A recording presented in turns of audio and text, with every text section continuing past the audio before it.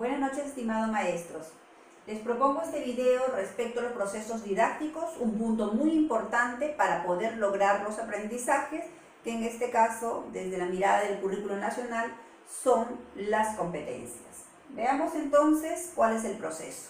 Todos conocemos y todos sabemos que una sesión de aprendizaje tiene esa secuencia didáctica, o los momentos como los conocemos, ¿no? El inicio, el desarrollo y el cierre. Es en el desarrollo donde vamos a plantear nosotros un proceso pedagógico.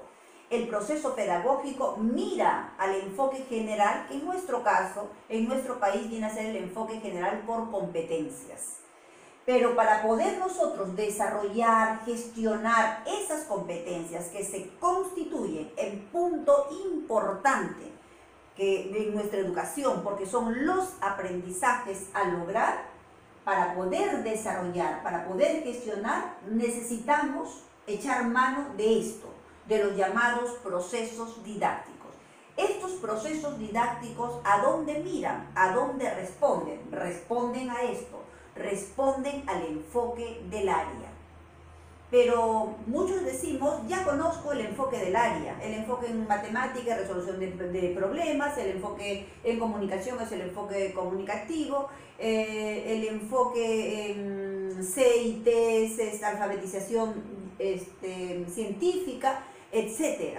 No basta con conocer cuál es el enfoque, lo fundamental para saber cómo trabajar estos procesos didácticos es comprender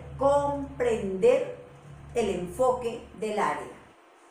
Entonces, los procesos didácticos vienen a ser ese conjunto de estrategias que utilizamos los docentes de manera intencionada para poder responder al enfoque del área.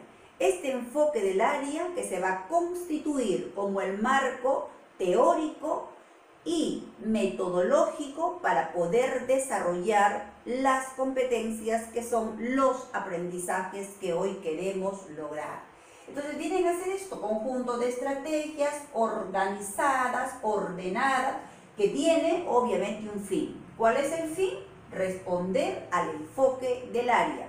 Y acuérdense que ese enfoque del área se constituye como el marco teórico, pero fundamentalmente también el marco metodológico.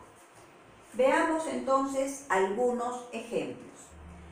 En el área de comunicación, el enfoque es comunicativo. No basta con decir, sí, ya conozco cuál es el enfoque comunicativo, debo comprender. En ese sentido, el enfoque comunicativo orienta el desarrollo de las competencias comunicativas, llámese la oralidad, la escritura y la lectura, a partir de usos y prácticas sociales del lenguaje. Miren, esto es importante, dice, prácticas sociales del lenguaje. ¿Qué significa?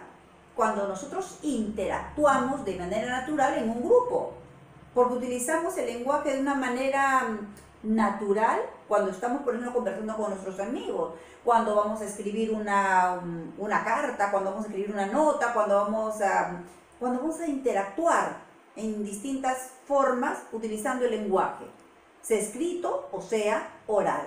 A eso se refiere el enfoque. Situados en contextos socioculturales distintos. ¿Qué nos quiere decir entonces el enfoque? Que así como se aprende a hablar, hablando, se aprenderá a escribir escribiendo y se aprenderá a leer leyendo. Textos completos, textos reales que permitan al estudiante generar estos aprendizajes. Entonces, bajo esta mirada, estimado maestro, un niño, por ejemplo, de primer grado no podría, bajo esta mirada, bajo este enfoque, no podría aprender a leer deletreando. ¿Por qué? Porque el enfoque dice que tiene que hacer uso y prácticas sociales del lenguaje. O sea, leer texto completo. Una lectura de repente no convencional. Los niños más pequeños lo pueden hacer. El niño lee, por ejemplo, imágenes. Está haciendo lectura de imágenes. El niño, por ejemplo, le va encontrando sentido a algunas palabras a partir del reconocimiento de esto en diferentes textos. Y eso es natural. Tenemos aquí la competencia lee diversos tipos de textos escritos en lengua materna. Y estos son los procesos didácticos que aluden a esta competencia en atención al enfoque comunicativo. Dice antes, durante y después de la lectura. No dice antes, durante y después del reconocimiento de las vocales o de las consonantes o del abecedario. No nos dice eso, dice de la lectura. Y la lectura tiene que ver con texto, es decir, de un texto completo, que es lo que tiene que leer el niño. Por ejemplo, en el caso de los más pequeños, hago este ejemplo porque es en la parte que creo que se requiere de mayor fortalecimiento con respecto a cómo enseñamos a leer y escribir a los más pequeños. Por ejemplo, actividades que favorecen el desarrollo de la competencia lectora según el enfoque comunicativo en primer grado de primaria, ¿no? Mostramos, por ejemplo, diferentes imágenes a los niños que pueden tener sus nombres, ¿no? Pueden tener acá sus nombres, de repente la gallinita de oro, la vaca bailarina o la vaca saltarina, y nosotros le podemos decir a los niños, le mostramos esas imágenes, le mostramos la tapa de esos cuentos y le preguntamos de qué creen que tratará ese cuento. El niño obviamente va a mirar y va a poder inferir a partir de lo que está observando. Va a tener indicios para poder justamente hacer ese tipo de inferencia. Y dirá, pues, bueno, acá se trata de una gallina que no quiere uno de sus pollitos. Cada uno dirá su punto de vista. Y eso ayudará a su capacidad de comprensión lectora. De ahí que ese antes de la lectura, es decir, del texto completo, no de una sílaba, no de una vocal, sino del texto completo, hará que nos planteemos estas siguientes interrogantes a los niños, ¿no? ¿De qué tratará el cuento? ¿Por qué crees eso? O sea, ¿por qué crees que de eso se tratará? El niño te tendrá que dar explicaciones como las van a dar, porque los niños son muy curiosos y son muy creativos, dicho sea de paso, ¿no? Y aquí también, ¿no? En ese durante, cuando el niño vaya leyendo, haciendo una lectura convencional o no convencional, el niño irá reconociendo palabras. Por ejemplo, como dice ahí, Ringo el campeón, en alusión al nombre del elefante, y acá Ringo, mi amigo fiel, en alusión al perro. Entonces el niño dirá, ah, Ringo, se escribe así Ringo, acá dice Ringo. ¿Por qué? Porque ya lo escuchó, ya lo leyó, ya lo vio aquí en este cuentito. Y al momento de encontrar este otro cuento, al momento de proponerle este otro cuento, el niño hará esa relación, hará esa asociación e irá entendiendo todo esto. Entonces entenderá que Ringo es un nombre que se le puede dar a un elefante como se le puede dar a un perro, o de repente a otro elemento, a otra persona, no sé. El niño va a ir entendiendo, va a lograr comprender eso. Eso es importante, maestros. Entonces, bajo este enfoque no tenemos por qué trabajar este mes, por ejemplo, la M, este otro mes la P, este otro mes la S, luego las trabadas. ¿Se recuerdan eso? Ya no va más eso, porque bajo este enfoque no se puede trabajar de esta manera. Este enfoque dice texto completo. El niño puede leer una trabada, sí, porque podemos decir el día del trabajador, le podemos poner, y le mostramos una lámina de diferentes trabajos y le decimos al niño, mire, estamos mostrando acá imágenes del trabajador. El niño estará asociando. El niño tiene que asociar eso. Entonces ese es el enfoque que se plantea hoy desde el currículo nacional.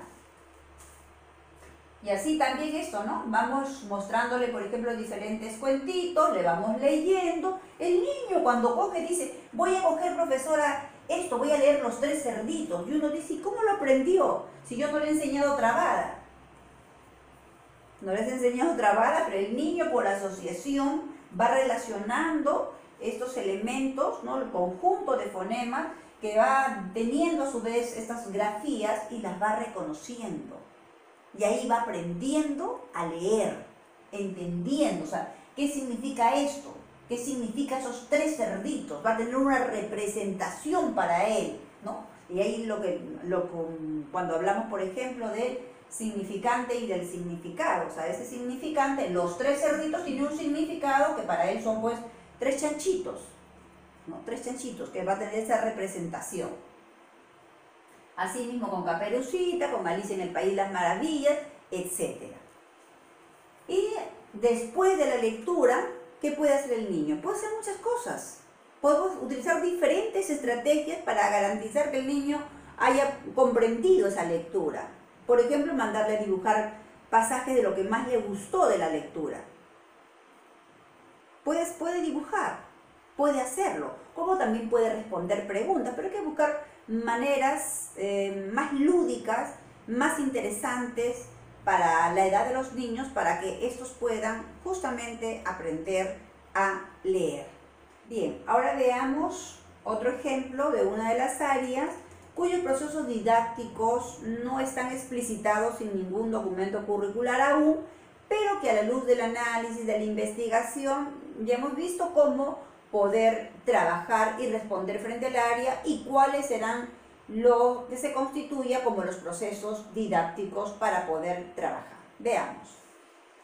El área Educación para el Trabajo, ¿no? Más conocida como EPT. El enfoque, el emprendimiento, que puede ser social, que puede ser también económico, etc. Este considera al estudiante, este enfoque, como un agente social y económico activo, que es capaz de crear y gestionar impactos positivos en su entorno. ¿Qué nos quiere decir con estas palabras que están remarcadas y resaltadas en negrita?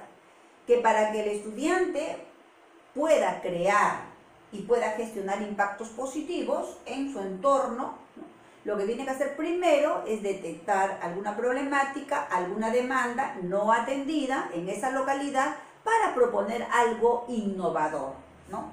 Para ello, llevar a cabo una iniciativa colectiva, es decir, un trabajo con sus compañeros, ¿no? En conjunto, a través de un proyecto de emprendimiento. En este pone en práctica sus capacidades para la empleabilidad. Competencia, gestiona proyectos de emprendimiento económico y social.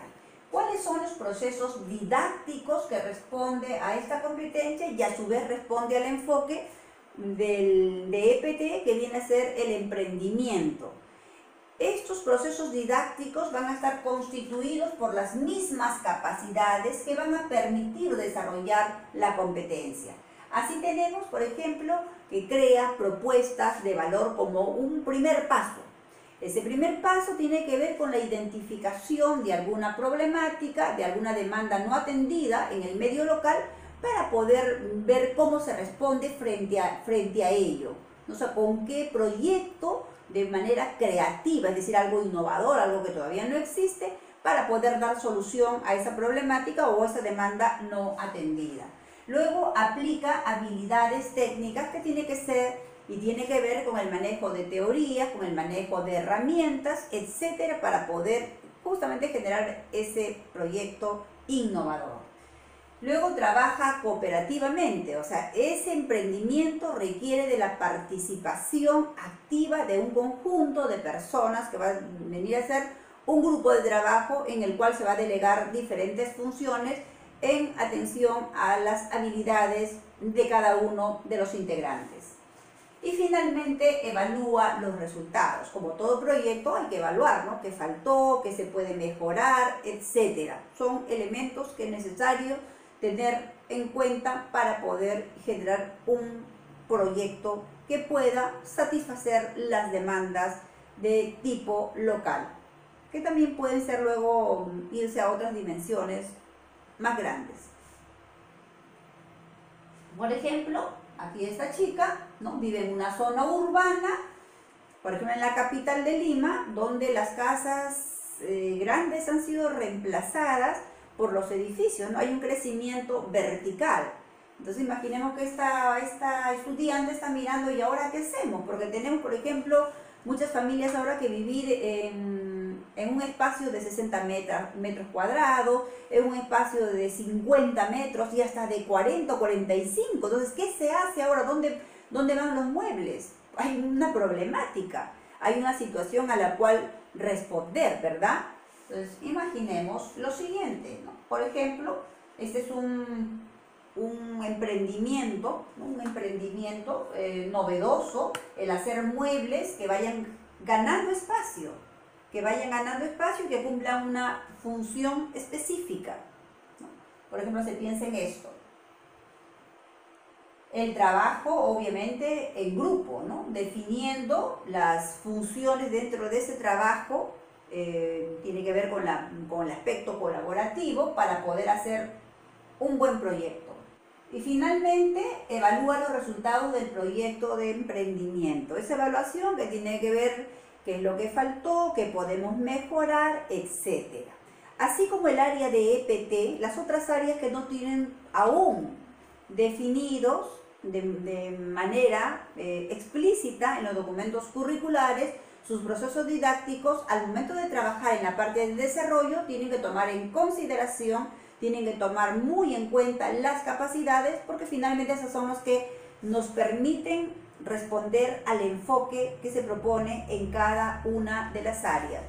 Estimados maestros, espero este video les pueda servir para seguir mejorando su práctica docente. Muchas gracias, hasta un próximo video.